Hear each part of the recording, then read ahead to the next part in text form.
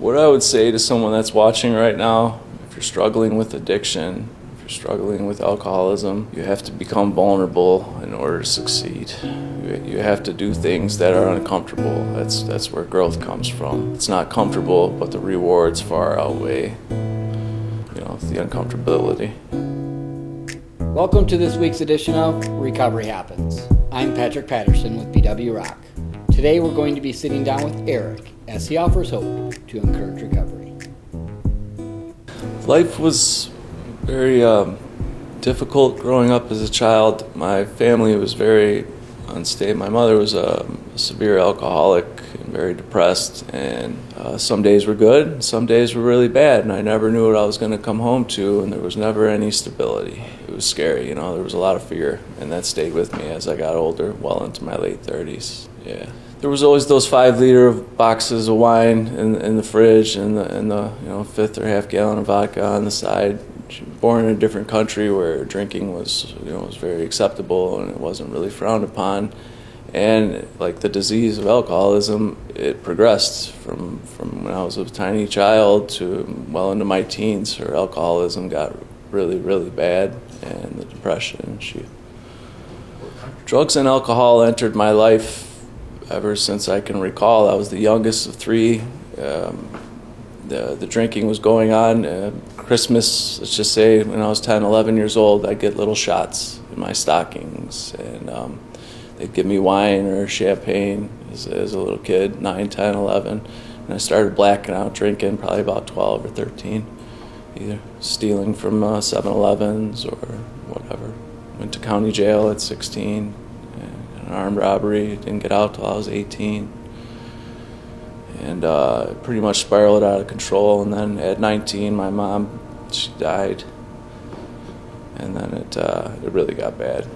And when I look back after doing my fourth and fifth step, alcohol and drugs, one way or the other, it's progressive and incurable and fatal, and it really is. Over time, things always got worse. They never got better. Yeah. My lows, there's several of them. It wasn't prison, it wasn't treatment, it wasn't the death of everyone that I know pretty much. It was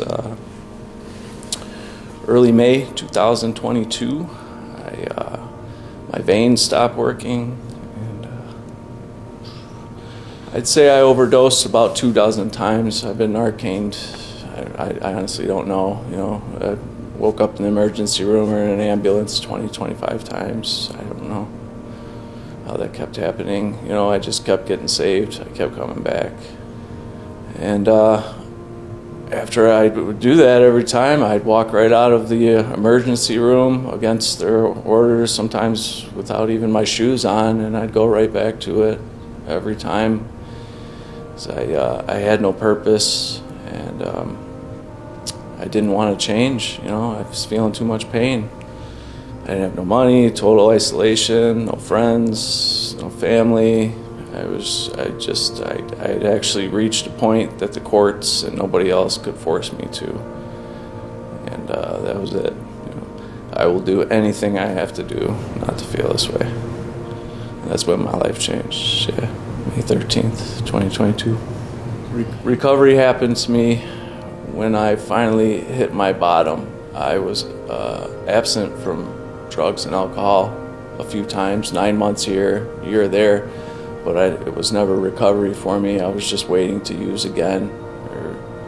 I had no direction, no goals. So real recovery happened to me when I got to Port Huron, June 8th, 2022, from treatment, and I was ready to surrender my old ways. That's when the real change started happening. What would have prevented me from using in the first place was the values or the family that I was brought up in. I didn't know any better, I guess you could say. And by the time I started realizing it was a problem, it was too late. And in the family I came from, you never asked for help, you never talked to people outside of it. And that's how life kind of went for me for a while. My biggest triumph in recovery was coming out here and not taking anything from anybody. I was going to start over from scratch. I was going to ask for help. I was going to be vulnerable. I was going to do things different this time, not my way anymore. And the relationship that I got with my higher power today has kept me moving forward with that. Thank you for watching this week's edition of Recovery Happens. If you or someone you know is struggling with addiction, please give us a call at 888-68-BW-ROCK.